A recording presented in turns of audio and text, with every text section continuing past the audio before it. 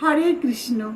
কৃষ্ণ কথা উইথ অপর্ণা চ্যানেলে সকলকে জানাই স্বাগত। ভগবান শ্রীকৃষ্ণ গীতায় কি বলেছেন আসুন জেনে নিই।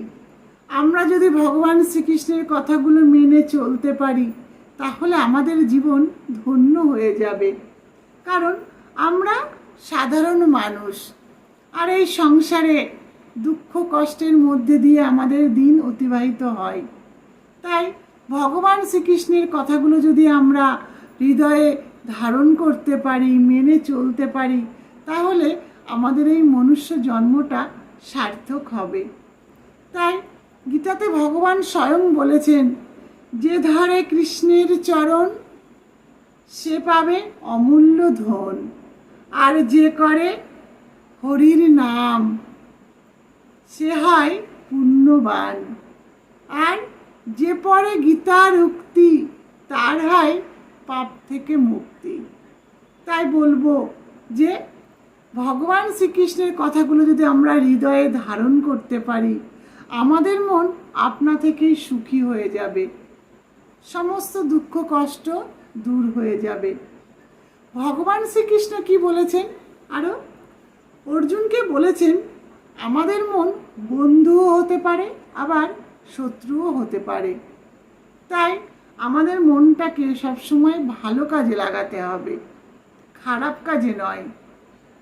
তাই আমাদের জন্মের সাথে সাথে মৃত্যুও নিশ্চিত। তাই মৃত্যু চিন্তা না করে আমাদের সর্বদা কি চিন্তা করতে হবে? ভগবানের চিন্তা করতে হবে।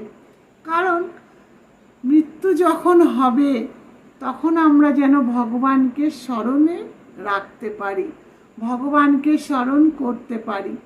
আর যদি ভগবানকে স্মরণ করতে পারি তাহলে আমরা কি করব?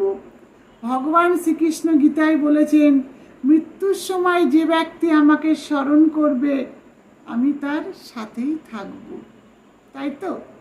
তাই আমাদের এই মনুষ্য জন্মটা দুঃখ কষ্ট দিয়ে ভরা। সকাল বেলা থেকে শুরু করে আমরা সারাদিন নানা রকম কাজ করি, কিন্তু কাজের সাথে সাথে কি করি? দুঃখ কষ্টের মধ্যে দিয়ে, হাসি আনন্দের মধ্যে দিয়ে আমাদের এই জীবনটা পার হয়ে যাচ্ছে। তাই বলবো, এই জীবনটা শুধু পার করলে হবে না, কৃষ্ণ নাম করতে হবে। হেলায় তো নষ্ট করা যাবে না।